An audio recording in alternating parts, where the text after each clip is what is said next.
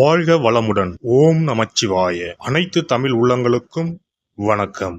நாம் இந்த பதிவில் பிறக்கப் போகும் அக்டோபர் மாதத்திற்கான உங்கள் ராசிக்கான பலன் என்ன என்பதனை பற்றி விரிவாக காண்போம்.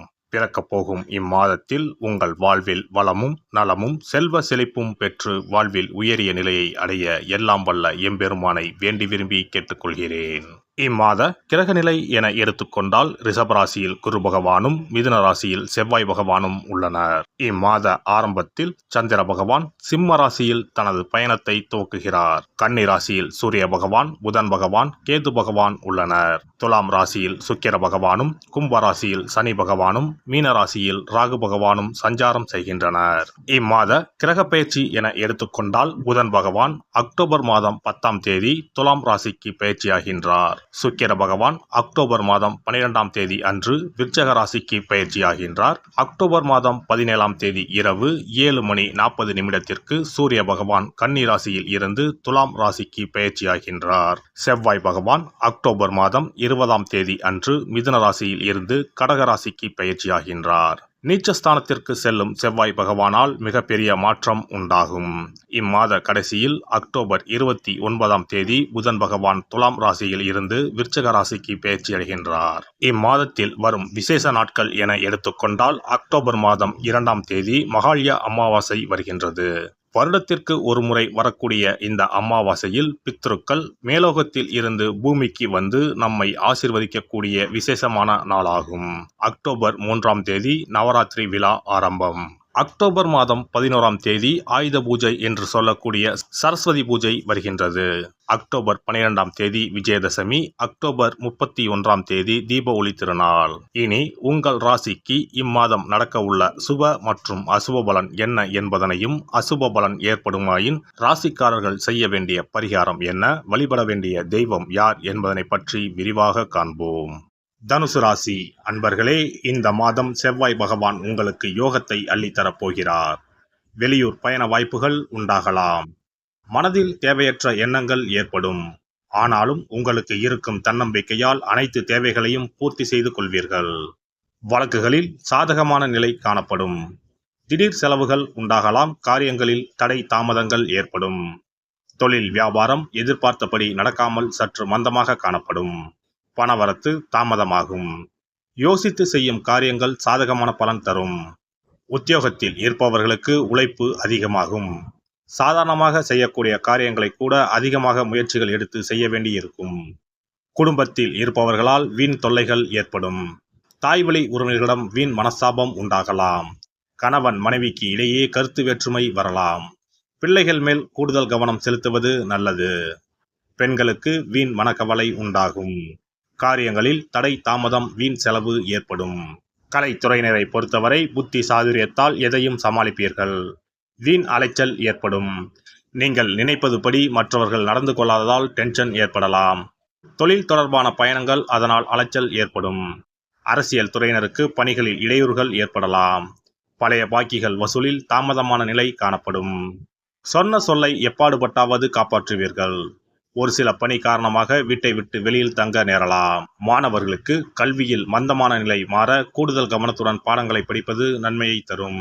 நட்சத்திர பலன்கள். மூலம் நட்சத்திரம். உத்தியோகத்தில் இருப்பவர்களுக்கு மேல் அதிகாரிகள் மூலம் அனுகூலம் ஏற்பட்டாலும் சக ஊழியர்களிடம் கவனமாக பழகுவது நல்லது. குடும்பத்தில் அமைதியும் மகிழ்ச்சியும் இருக்கும். கணவன் மனைவிக்கு இடையே நல்லுறவு ஏற்படும். குடும்ப உறுப்பினர் உடல்நிலையில் கவனம் தேவை. பூராடம் நட்சத்திரம். கடன் விவகாரங்களில் யோசித்து செயல்படுவது நல்லது. பெண்கள் எதிலும் எச்சரிக்கையுடன் ஈடுபடுவது நல்லது. கடித போக்குவரத்து மூலம் நல்ல தகவல் வரும். வீண் மன சஞ்சலம் ஏற்பட்டு நீங்கும். கல்வியில் ஏற்பட்ட தடைகள் நீங்கும். உத்திராடம் 1ஆம் பாதம். எதிர்ப்புகள் அகலும். மனதில் தைரியம் உண்டாகும். எதிர்பாராத திருப்பம் உண்டாகலாம். புதிய நண்பர்கள் சேர்க்கை உண்டாகும். தொழில் வியாபாரத்தில் மேன்மை உண்டாகும். வியாபார போட்டிகளில் சாதகமான பலன்களும் லாபங்களும் கிடைக்கும். ஆனாலும் வாடிக்கையாளர்களை அனுசரித்து செல்வது நன்மையை தரும். வியாழக்கிழமை தோறும் உங்களுக்கு பிடித்தமான குரு கோவிலுக்கு சென்று வணங்கி வாருங்கள். நன்மையே நடக்கும். சிறப்பு பரிகாரம். சொந்த வீடு அமைவதற்கு ஆன்மீக பரிகாரம். சொந்த வீடு கனவு நிறைவேற வேண்டும் என்பதற்காக எத்தனையோ கோவிலுக்கு சென்று எத்தனையோ பூஜை வழிபாடு என செய்தும் ஒன்றும் நடக்கவில்லை என்பவர்கள் வீட்டிலேயே இந்த எளிய பரிகாரத்தை செய்து வந்தால் நல்ல பலன் கிடைக்கும். எளிமையான இந்த 2 பரிகாரங்களை செய்து வந்தால் விரைவில் சொந்த வீடு யோகம் அமையும். அதனால் நம்பிக்கையுடன் இந்த சக்தி வாய்ந்த வழிபாட்டை செய்து வரவும். எவ்வளவுதான் சொத்து பணம் இருந்தாலும் நமக்கென்று ஒரு வீடு இல்லை என்றால் அது மனக்குறையாகவே இருக்கும். சொந்த வீடு வாங்க முடியவில்லையே என்பது பலரின் ஏக்கமாகவும் கனவாகவும் இருந்து வருகிறது. சொந்த வீடு வாங்க வேண்டும், வாங்கிய இடத்தில் விரைவில் வீடு கட்ட வேண்டும், ஏற்கனவே துவங்கியிருந்த வீட்டின் பணிகளை பணப்பற்றாக்குறையால் கட்டி முடிக்க முடியவில்லையே என்ற கவலையில் இருப்பவர்கள் ஏராளம். இப்படிப்பட்டவர்கள் வீட்டிலேயே எளிமையான 2 பரிகாரங்களை தொடர்ந்து செய்து வந்தாலே போதும். சொந்த வீடு வாங்க வேண்டும் என்று நினைப்பவர்கள், அதற்கான முயற்சியில் ஈடுபட்டிருப்பவர்கள் ஒரு சிறிய அகல் விளக்கில் விளக்கெண்ணெய் ஊற்றி தீபம் ஏற்ற வேண்டும். மகா விஷ்ணுவின் அவதாரங்களில் ஒன்றான வாமனரை மனதில் நினைத்து சொந்த வீடு அமைய வேண்டும் என்று பிரார்த்தனை செய்து கொண்டு மாதந்தோறும் வரும் திருவோண நட்சத்திரத்தன்று வீட்டின் அக்னி மூலையான தென்மேற்கு மூலையில் இந்த விளக்கை ஏற்றி வைக்க வேண்டும். அக்னி திசை என்பது மண்ணுக்குரிய திசையாகும். அதாவது அங்காரகன் எனப்படும் செவ்வாய் பகவானுக்கு உரிய திசை இதுவாகும். 3 அடி மண் கேட்டு 3 உலகையும் அளந்தவர் வாமனன். அதனால் அவரை நினைத்து பால் பாயசம் நிவேதனமாக படைத்து வழிபட்டு வந்தால் விரைவில் சொந்த வீடு யோகம் அமையும். மற்றொரு பரிகாரமாக வீட்டில் பயன்படுத்தும் காமாட்சி விளக்கு அல்லது கஜலட்சுமி விளக்கு அல்லது வழக்கமாக பயன்படுத்தும் ஏதாவது ஒரு விளக்கை எடுத்துக்கொள்ளுங்கள். விளக்கை சுத்தம் செய்து மஞ்சள் குங்குமம் வைத்து வாசனை மிகுந்த வெள்ளை நிற பூக்கள் சாற்றுங்கள். பிறகு 5 ரூபாய் நாணயத்தை விளக்கிற்குள் போட்டு நெய் அல்லது எண்ணெய் ஊற்றுங்கள். ஒரு சிறிய தட்டின் மத்தியில் மஞ்சள் குங்கும பொட்டு வைத்து அதன் மீது 5 ரூபாய் நாணயத்தை வைத்து நாம் ஏற்கனவே தயார் செய்த விளக்கை இதில் வைத்து விளக்கினை ஏற்ற வேண்டும். தினமும் காலையில் 6 மணி முதல் 7 மணிக்குள் இந்த விளக்கை ஏற்றி வந்தால் விரைவில் வீடு கட்டுவீர்கள். 5 ரூபாய் நாணயம் என்பது குபேரனுக்கு உரியதாகும். இதை விளக்கில் போட்டு ஏற்றுவதால் வீடு கட்டுவதற்கான அல்லது வீடு வாங்குவதற்கான பணம் ஏதாவது ஒரு வழியில் உங்களுக்கு கிடைக்கும். காலை 6 மணி முதல் 7 மணி வரையிலான நேரம் என்பது ஞாயிற்றுக்கிழமையில் சூரியன், திங்கள் கிழமையில் சந்திரன், செவ்வாய்க்கிழமையில் செவ்வாய், புதன் கிழமையில் புதன், வியாழக்கிழமையில் குரு, வெள்ளிக்கிழமையில் சுக்கிரன், சனிக்கிழமையில் சனி என நவக்கிரகங்களில் பாவ கிரகங்களான ராகு கேதுவை தவிர்த்து மற்ற 7 கிரகங்களையும் குறிக்கும் ஹோரை நேரமாகும்.